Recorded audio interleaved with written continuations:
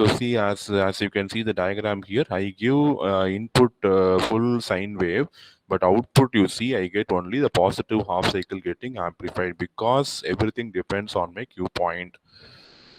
See, usually signals will be amplified above and below the Q point, but since Q point itself is on the zero line on the x-axis, so now anything below the Q point will never be amplified. So you can see only the positive half cycle getting amplified.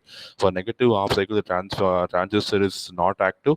Again, positive half cycle is getting amplified. So this will continue as long as you provide the input sine wave to your class B amplifier.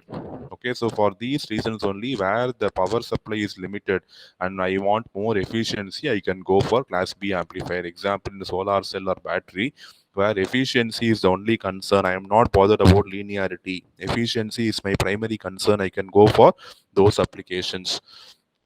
So you can see how the waveform is drawn here, and all these waveforms are drawn based on output characteristics graph only. Output characteristic means VC versus IC. VC is the collector voltage and IC is the collector current.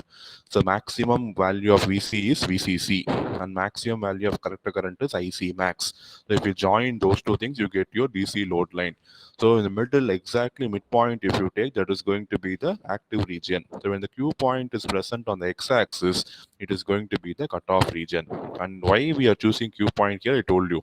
Because the transistor has to be active only for the positive half cycle. It has to be turned off for the negative half cycle. That is the reason why I am having Q point exactly on the x-axis. So the output characteristic has exactly equal space. So the dynamic transfer characteristic is straight line. What they are saying is the load at the end of the load line, you find your Q point. At the end of load line, you find your Q point. Okay, when you draw the dynamic characteristics, when you draw the input current versus output current, you know IC is equal to beta IV. So the graph will be linear. It is a straight line. So when you apply the input base current, the corresponding output collector current will be only for the positive half cycle with a peak value, and for negative half cycle, you will not have the signal. So it is assumed that the minimum current is zero. So usually sine wave means you have a positive peak and the negative minimum. But in class B amplifier output, you have a positive peak and the negative minimum is going to be always zero. You don't have the negative portion of the signal coming. So the minimum value is going to be always zero. So the output is sinusoidal for only one half cycle and it is zero for the other half cycle. See, if it is fully sinusoidal, can anybody say what is the average value? If the input signal is fully sinusoidal, what is the average value of the signal?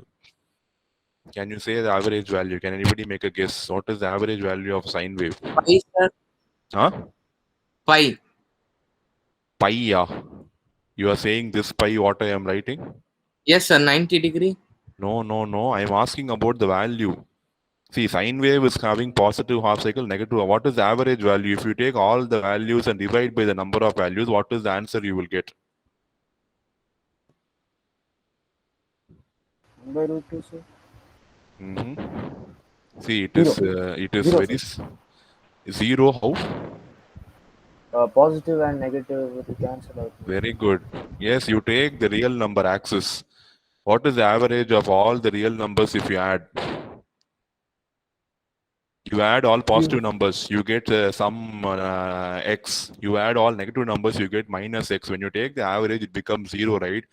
You need not know how many numbers are there. When you always add the numbers, the average is going to be zero, right? So similarly, remember, when you have a one cycle of sine wave, the average value is going to be zero because this positive and negative will get cancelled. But here you see we are not having a full sine wave. So we are having a positive half cycle and zero, which means that there is going to be some average value for this signal. And this average value will be positive or negative in value. For this sine wave, whatever you are seeing, only positive half cycle, negative half cycle zero. What will be the average value? It will be positive, negative, or zero. It will be positive, negative, or zero. It will be positive, and the average value will be somewhere in this range. The average value will be somewhere in this value. The average value is a constant number. It is not going to change. It is a DC value, right?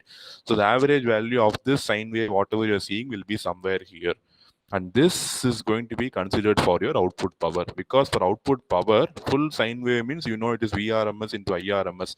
But since I am not having a full sine wave here, I cannot use vrms into irms. I'll be finding out the average value of the sinusoidal signal. Please understand this concept very, very well.